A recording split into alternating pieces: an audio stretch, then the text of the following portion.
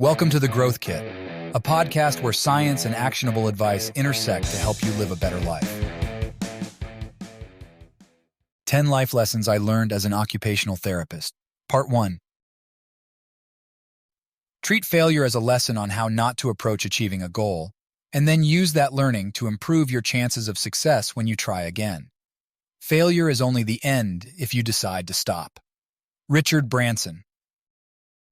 As an occupational therapist or an OT, I meet new and unique people every day who are in some of the toughest moments of their lives.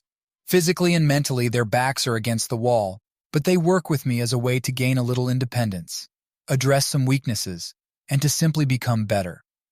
Every interaction with them is an opportunity to learn something new.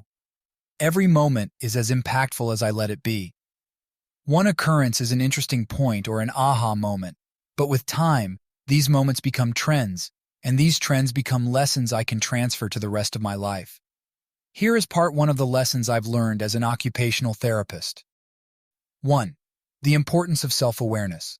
One of the most significant determinants of recovery after a neurological injury is the amount of insight the patient has.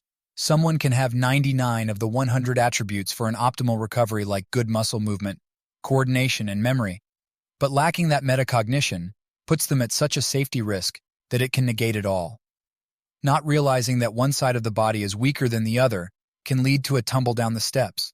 Not being aware of the visual field cut can lead to a car accident or missed zeros on the check they're writing. The more you can identify your weaknesses, the better you can become. Number 2. But more insight doesn't mean happiness. There is a trend in society now to address trauma, embrace the mind-body connection, and improve the awareness within ourselves. This is generally important, but there is also a reason we lose all memory of the traumatic event we experience. Our brain is trying to protect us. The man who is bedbound and can't tell you who he is and where he lives may be happier than he could ever be knowing those answers. The homeless woman with schizophrenia who's laughing on the corner may have the key to happiness after all. Insight is a double-edged sword. It can be extremely important, but recognize the situations where ignorance is bliss. 3. Disassociate the issue. Underneath any medical issue, a person goes through a layer of dislike for it. It could come in the form of guilt, dread, anger, grief, or all of the above. When you tell the person that their issue is having an impact on their life and it needs to be addressed, then those negative layers rise to the top and a wall of self-defense stands between you and that patient. When you disassociate the issue and label it with the third person, the walls crumble and you immediately become teammates against that issue. One lesson I've learned as an occupational therapist is to blame it on the brain, the hand, the heart, or the pain. This compartmentalization makes it less personal, dampens the negative emotions, and channels the focus on addressing the issue at hand.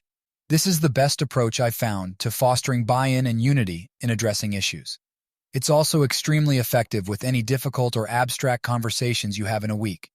Implement this strategy in arguments, in moments of tantrums or teaching lessons with kids, and even with addressing your own personal woes. 4. The power of the posterior chain.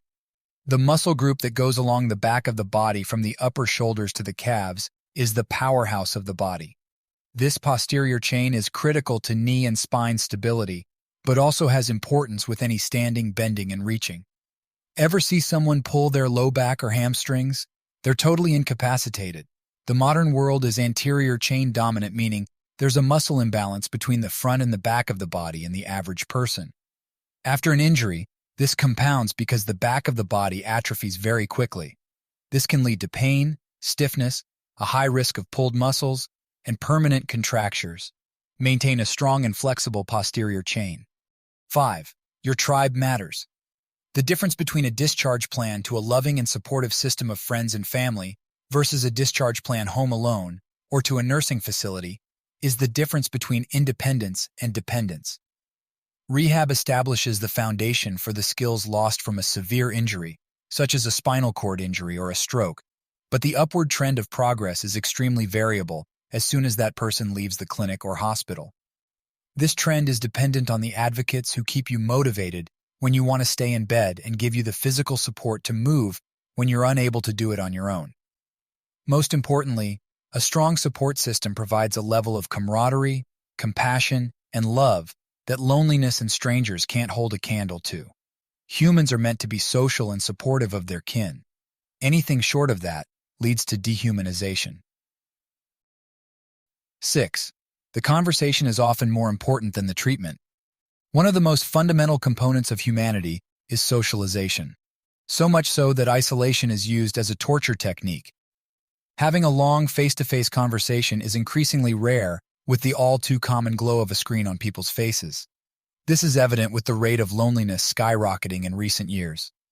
The benefit of physical rehab to heal the body after a car crash or a gunshot wound is important, but sometimes the conversation within the occupational therapy session provides more benefit than the physical treatment itself. Make time for conversation. 7. The hedonic treadmill never shuts off. Our brains have an ancient hardwiring that keeps us steady. When we get too high, like eating a great dinner or even winning the lottery, our happiness set point jumps up, but due to the hedonic treadmill, it eventually comes back to baseline. The same thing happens with negative situations. Whether you were in an argument with your partner or sustained a permanent injury, the brain resets to baseline. Adjustment to a new way of doing things is never easy, but time is a great healer. Know that things will eventually clear up as you swim through the mud. 8. We don't know what we have until we lose it. When I was in school for OT, it was tough to wrap my head around the idea of having to help grown adults do their ADL all day. Then my career began, and I discovered a whole population of people who are constantly searching for therapists to give them the slightest edge in regaining the slightest independence with things like feeding themselves, wiping their butt, or being able to get in the shower again. We take for granted more than we'll ever know. 9. Meet them where they're at. Everyone is in a different place. Some are at the beginning of their recovery and others are at the end of their life. Some are grieving the loss of their former selves, while others are taking advantage of the situation as an opportunity to show others and themselves what they can do. I wouldn't tell a newly injured patient about how their depression will resolve, just as I wouldn't talk to a 2-year-old about mortgage interest rates. Assess the context and respond accordingly. 10. Movement is directly linked to happiness. I found that the people who move the most generally smile the most. Whether they're cruising along in a wheelchair or shuffling with a cane as fast as a turtle, the ones that take advantage of the movement they have just seem to have the best outlook on life. Create joy through movement. Thanks for tuning into the Growth Kit podcast. If you enjoyed this episode, please subscribe and leave a review. You can check out my website at MindBodyDad.com and subscribe for more weekly insights sent to your inbox. You can also follow me on Instagram and Twitter at MindBodyDad.